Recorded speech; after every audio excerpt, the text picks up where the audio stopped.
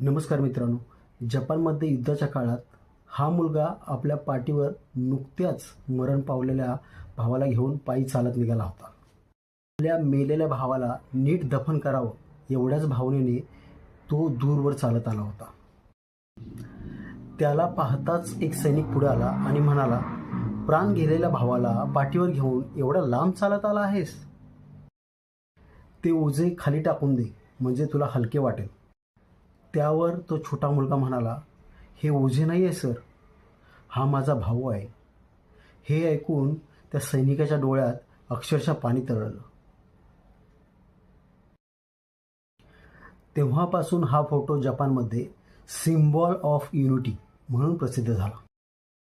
हे ओझे नाही आहे सर, हा माझा भाऊ आहे, हा बोधच किती सुंदर आहे. आयुष्याच्या वाटेवर चालताना ते पडले तर त्यांना उचला, दमले तर त्यांना आधार द्या, त्यांच्या चुका असतील तर त्यांना समजावून सांगा, मोठ्या मनानं त्यांना माफ करा.